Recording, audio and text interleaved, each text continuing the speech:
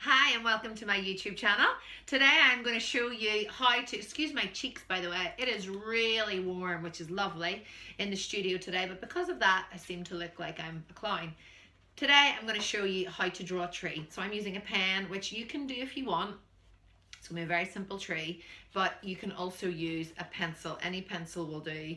And sometimes I think pencils are a little easier to get leaves and to put impressions on there. But this is a bold pen which has a little nib, a bit like a calligraphy nib. When you're starting your tree, I would suggest that you look for shapes, which is something, if you've watched all the other videos, you will see I talk about a lot. Looking at anything in shapes. So right now I'm looking outside at this. It's a really large tree outside the studio. And it is broken basically into a trunk with then two main components of this tree. Be very loose with your pen. You do not need to be structured with your pencil or your pen. Be nice and loose with it, okay? So this is the way it goes down.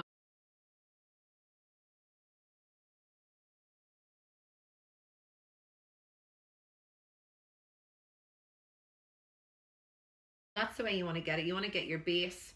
What happens then with these is, so this is your base, this is your main structure, and then what we're going to do is the little spidery branches that come off it. So what I want you to do with those is just to really do them in a very light touch, and it doesn't matter if they cross over each other.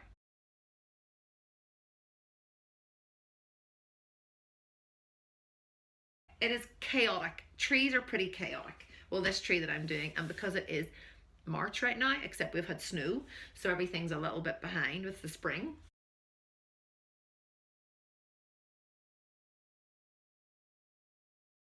So you can see how I'm almost rolling, and it would be the same thing if I was doing the pencil.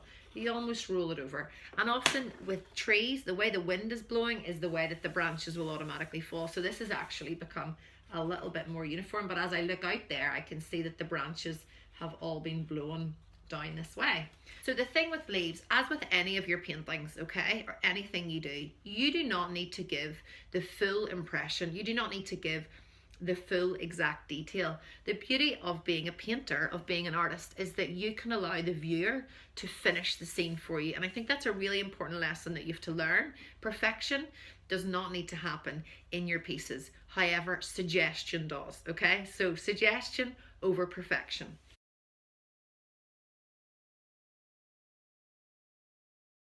It's whenever you're rolling your pencil back and forth.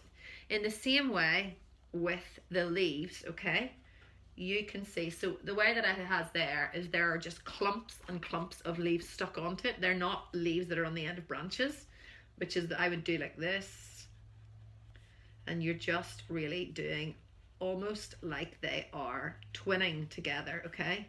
So if you're doing those little leaves there, and again, there's no necessary order on it. It's a bit chaotic. But over here, where it's really clumped, what we're going to do is we're just going to almost fill in crooked lines here.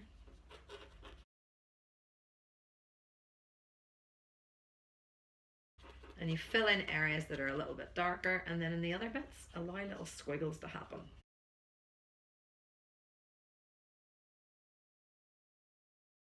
Almost like a flat little pancake. Can you see that?